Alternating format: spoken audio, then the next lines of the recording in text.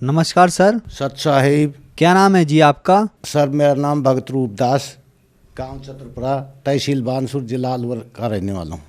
Sir, संत रामपाल जी महाराज से नाम दीक्षा आपने कब ली? सर मैं संत रामपाल दास जी महाराज से 14 जून 2012 में नाम दीक्षा ली थी। संत रामपाल जी महाराज से नाम दीक्षा लेने से पहले क्या आप कोई भक्ति साधना करते थे? हाँ, भक्ति साधना साहब खूब करी। पहले तो हिंदू धर्म से थे तो ब्रह्मा विष्णु महेश की खूब भक्ति करी। उसके बाद में निरंकारी मिशन से जुड़े, उनसे जो बाबा हरदेव सिंह थे इनके पिताजी से नाम दान लिया, जबकि हरदेव सिंह बाबा जी इतने से थे, और 4-5 साल तक भक्ति करी, लेकिन उससे भी कोई दिल को तसल्ली नहीं हुई। उसके बाद में साहब जब मैं नौकरी करता था, फिर पेंशन आने के बाद में मैं एक संत से नाम दीक्षा ली, नाथ पंथ के से, तो उसकी भी 5-6 साल तक भक्ति करा, लेकिन उससे भी कोई मतलब न तो दिल में तसल्ली हुई, न कोई फ़ायदा हुआ, न कोई ज्ञान भी नहीं हुआ।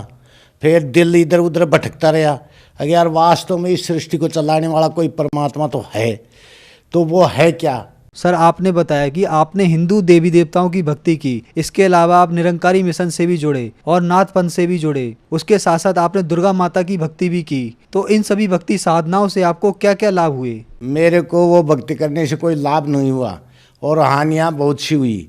हानियाँ ऐसे हुई कि जैसे केस मुकदमा चले, घर के अंदर कोई कमाई करते थे उसमें कोई बरकत नहीं होती थी। दूसरी बात, मेरे पित्त की थैली के अंदर पथरी हो गई, और उसका इलाज करवाने के लिए मैं हॉस्पिटल में गया। मेरे पेट में दर्द हो जाता था उस पथरी की वजह से, तो मैं हॉस्पिटल में गया। तो हॉस्पिटल में जाके डॉक्टरों ने मेरे को बताया, भाई आप इसकी ईसीजी करवाओ। ईसीजी करवाया तो उसमें 20 mm की पथरी मेरे पित्त की थैली में निकली।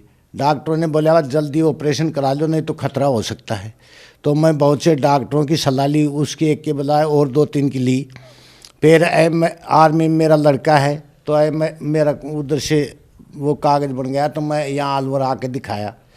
उन्होंने भी देखकर पहले तो मेरे को दवाई दी, फिर वो उन्होंने बोला ईसीजी करवाओ। ईसीजी करवाया तो उसमें वो 20 mm की पित्त की थैली में पथरी नहीं ली।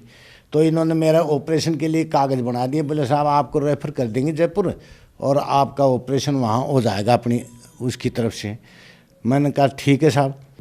उससे भी मैं 2-3 साल तक घूमता रहा इधर ही, क्योंकि एक तो पैसे की तंगी थी, पैसा नहीं इतना होता था कि ऑपरेशन करवा लें, और दूसरी बात है जो कमाई करते थे उसमें बरकत नहीं होती थी, वो घर खर्च में ही लग जाता था, और घर का खर्चा भी पूरा नहीं चलता था।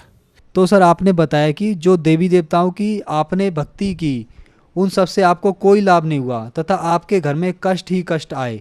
तो फिर संत रामपाल जी महाराज के बारे में आपको कहाँ से ज्ञान प्राप्त हुआ?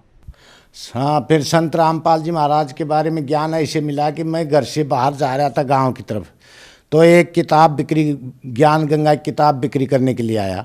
तो वो मेरे को मेरे घर से 100 गज दूरी मिल गया। तो उसने बोले भाई ज्ञान गंगा किताब ले लो, ज्ञान गंगा किताब ले लो। तो मैं बोले यार नाम तो ज्ञान गंगा, देखो चलो अब ले लेते हो। और मेरे गांव में 5000 की नफरी है बोटों की, उसमें वो ये की किताब बिकी। तो मैंने वो किताब लेके यार ज्ञान गंगा की बहुत, वो पर्चा भी दिया साथ। मैं आके पढ़ा तो उसको उसमें देखा ब्रह्मा विष्णु महेश के माता पिता कौन है। तो मैं बोले यार ये तो किताब में पैसे बेकार ही खर्च हो गए, मैंने रख दिया। फिर 2-4 दिन बाद में फिर मुझे 15 रुपये खर्च करे, पढ़ो तो सिर्फ फिर पढ़ा। तो फिर मेरे यार ये तो ब्रह्मा विष्णु कोई दुर्गा का पति पूछ रहा है, ये तो बेकारी किताब है।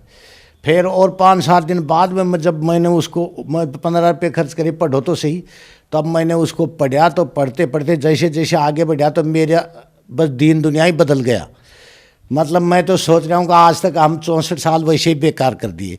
और उसमें लिख रखा था ये साधना चैनल के नंबर, तो उसमें शाम को मैं वो लगाऊँ सत्संग, शाम को सत्संग सुनूं और दिन में वो किताब पढ़ूं। तो मेरे को तो बिल्कुल सब कुछ जैसे बैराग लग जाता है ना, कोई चीज़ अच्छी नहीं लगे। मेरे तो संत रामपाल जी महाराज का ध्यान हो गया, और मैं ऐसे तड़पने लगा कि भाई किस तरह मिले महाराज से, एक बार संत को देखें। हो सकता है अपन मर भी सकते हैं पथरी का इलाज कराने में, तो पहले ये गुरु जी के दर्शन करें। ये बहुत अच्छा ज्ञान है, आज तक ऐसा ज्ञान किसी ने दिया ही नहीं है। और हर ज्ञान को जो गुरु जी बताते थे, तो मैं भी गीता पढ़ने, पुराने ज़माने का मैं 9-10 क्लास पढ़ा हुआ हूँ, 10 क्लास तो गीता में मिला था, तो वो मिलते तो यार ये ज्ञान तो आज तक किसी ने बताया नहीं। आज तक कोई संत मंत कोई तो कहीं का ज्ञान बताता है, कोई कहीं का ज्ञान बताता है। ये तो ज्ञान अभी बताया है, इन गुरु जी ने बताया है, तो वास्तव में ये गुरु ही हैं। कोई किसी को बोलते बा भगवान बा राम का नाम लेता रहे, राम राम करता रहे, मिल जाएंगे। अरे राम राम करना तो मिल तो जाएंगे, तो कहाँ मिलेंगे ये तो बताओ। लेकिन किसी ने कोई तसल्ली बख्श जवाब नहीं दिया। फिर मैं गया आश्रम में, क्यों मैं जानता भी नहीं था बरवाड़ा कहाँ है, लेकिन मैं पूछ करके बस में गया। तो आश्रम में गया तो गेट के ऊपर भगत थे, मेरी तलाशी ली तो मैं बीड़ी का मंडल माचिस मेरी जेब में थी। तो उन भक्तों ने बोला भाई ये बाहर रख दो, ये भगत जी क्या है। मैं बोला बीड़ी माचिस है तो ये बाहर रख दो। मैं बीड़ी माचिस के बगैर नहीं रह सकता हूँ, क्यों मेरी कैपेसिटी थी 3 मंडल बीड़ी रोजाना पीने की। तो साहब वो बोले बाहर रख दो, अंदर मिल जाएंगी। अब आप बाहर रख दिया। मैं गया अंदर गया तो वहाँ तो जा करके सत साहेब को हर आदमी तो प्रेम से तो बोले। मैंने गया, पहले तो मैं बीड़ी की तलाश करी, हुआ बीड़ी की दुकान है कि नहीं। फिर बोले बीड़ी की दुकान तो नहीं है यहाँ पर। फिर मैं साहब परमात्मा से वो उनसे बहुत खुश हो गया। अगर यार ये तो देखो यहाँ पर वास्तव में सतलोक तो ये है, यहाँ पर तो बहुत बढ़िया काम है। हर भगत सत साहेब कोई भी काम भी करना है तो बस सत साहेब भगत जी ऐसे बोले तो मेरा दिल बहुत खुश हो गया। तो एक भगत जी से मैंने बात करी, भगत जी मैं भी नामदान, तो भगत जी नामदान लेने ही आए हो या देखने? मैं भगत जी आया तो देखने था, लेकिन मेरा दिल खुश हो गया यार, मेरे को वास्तव में सत्ता ज्ञान मिल गया, मैं नामदान लूँगा। तो बोला ये पढ़ो नेम यहाँ के। तो मैंने नेम पढ़े। मैं को साहब भगत जी पढ़ लिए, देखो ये नेम पालन करना पड़ेगा नामदान लेते हो। मैं साहब करूँगा ज़रूर, अगर भक्ति करनी है तो। मैंने नामदान ले लिया 14 जून 2012 को। सर आपने बताया कि आपको ज्ञान गंगा पुस्तक मिली और उसके साथ आपको एक पंपलेट भी मिला। उसमें ये लिखा था कि ब्रह्मा विष्णु महेश के माता पिता कौन हैं और दुर्गा देवी का पति कौन है। इन सब बातों से ये प्रश्न उठता है कि संत रामपाल जी महाराज कहीं हिंदू धर्म के खिलाफ कोई साजिश तो नहीं रच रहे, कहीं हिंदू धर्म के देवी देवताओं को छुड़वाने का कोई कार्य तो नहीं कर रहे।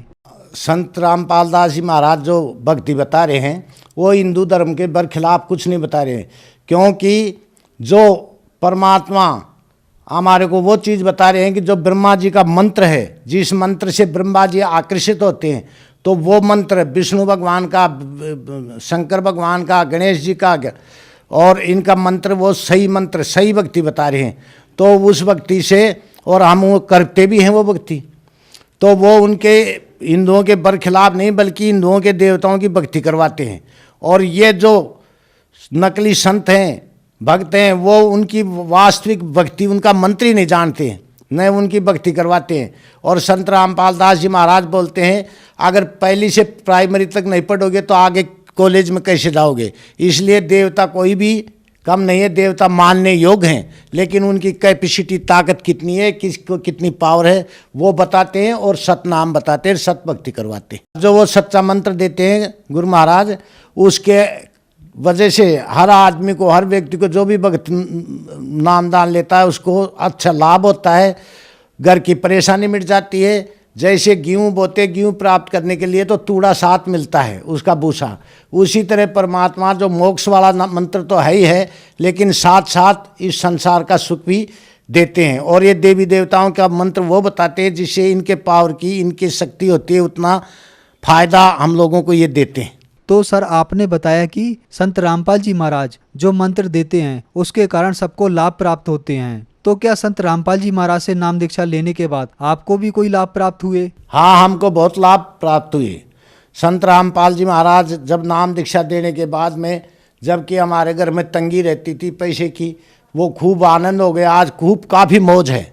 जो पहले मेरे बीमारी पथरी की थी, तो पथरी की बीमारी वो दर्द होता था पेट के अंदर और न कुछ काम कर सकता था। तो मैं संत रामपाल दास जी महाराज से जब नामदान लिया और उन्होंने मेरे सिर पर हाथ रखा, उसके बाद में वो मेरी पथरी कट गई और मेरा वो दर्द होना, जो पेट में दर्द होता था वो ख़त्म हो गया।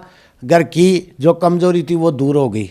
आपको संत रामपाल जी महाराज से नाम दीक्षा लेने के बाद आर्थिक लाभ हुए, आपकी पथरी की बीमारी भी ठीक हुई। तो जो श्रद्धालु आज आपको देख रहे हैं उनको आप क्या संदेश देना चाहोगे? आज जो श्रद्धालु मेरे को देख रहे हैं उनको संदेश तो मैं नहीं देना चाहूँगा, लेकिन मैं उनसे प्रार्थना करूँगा कि संत रामपाल दास जी का, महाराज का ज्ञान देखें, पढ़ें, सत्संग सुने और अपने शास्त्रों से मिलाएं, और शास्त्रों से मिलाने के बाद में जैसे ही समझ में आता है तो दौड़ करके आए और ये ज्ञान लेकर के अपनी मुक्ति करवाए, संसार से पार हों। संत रामपाल जी महाराज से नाम दीक्षा कैसे ले सकते हैं? संत रामपाल दास जी महाराज का कई चैनलों के ऊपर सत्संग आता है। उस सत्संग के नीचे एक पीली पट्टी आती है, पीली पट्टी के अंदर फ़ोन नंबर लिखे हुए होते हैं, उससे फ़ोन करो। और जैसे कोई अलवर ज़िले का है तो वो वहाँ फ़ोन करो, वहाँ बताओ अलवर ज़िला का, तो वो बताएंगे वहाँ से कि भाई आपके नामदान केंद्र अलवर ज़िले में फलानी जगह है, वहाँ जाओ और अपना नामदान लो और अपना कल्याण कराओ। धन्यवाद सर। सत साहिब।